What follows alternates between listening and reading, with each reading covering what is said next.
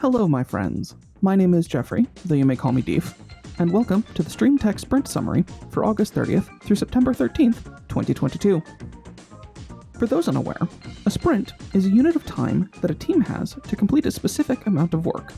Ours lasts about 2 weeks and cycles over every other Tuesday night.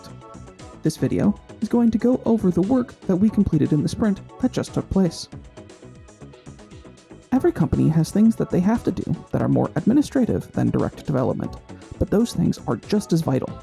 As part of a way to make Streemtech better, each sprint the goal is to complete one primarily administrative task that optimizes Streemtech itself. This sprint, the administrative task completed, was the writing of scripts for automatically calculating and reporting payroll. Event Bus Watcher. Event Bus is Twitch's event-based API and is responsible for informing Streemtech and other third-party developers when something like a follow or subscription occurs. We at Streemtech have a specific pipeline for processing event-based events, as opposed to time-based events or polling-based events, and Twitch's Event Bus fits almost directly into that system. Dealing with Event Bus requires two components: one to handle connecting to Twitch and requesting events, and another to respond to the webhook-based events themselves.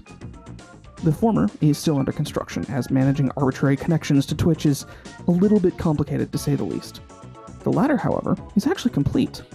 This is largely thanks to the fact that Twitch has a very well-constructed event delivery system that means that nearly every event can be handled in almost the same way, only having to account for minor changes in the data type. As such, all 38 event types are now able to be used by this system. Unfortunately, not every event will be able to be used by Streemtech itself immediately. We need to spin up several services before we're ready to deal with some of those events.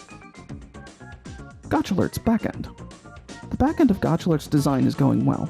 Most of the endpoints for handling the CRUD, creation, reading, updating, and deleting, of pull sets, including the characters in a set, is nearing completion.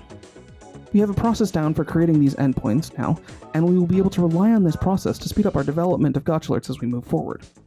While we have yet to work on the database side of these endpoints, we have defined the database endpoints that we need for them, so this database work in the future will be much simpler.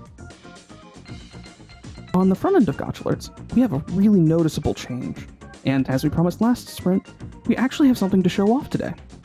We have officially started developing the look and feel of the Gacha Alerts systems, and the main page layout is taking shape.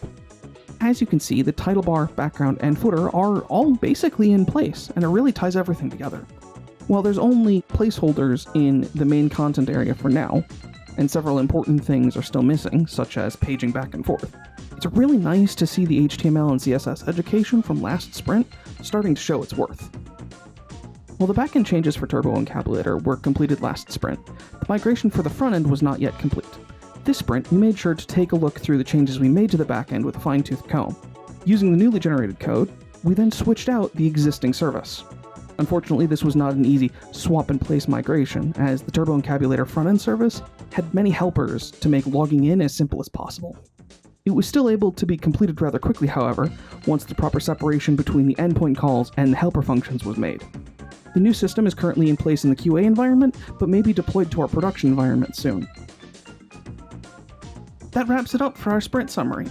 As a reminder, if you're looking for a way to create polls live on stream, or otherwise, be sure to visit stream.tech/poll/create. My name is Jeffery, thank you for watching, and as we like to say here at Streemtech, stay crazy, stay curious.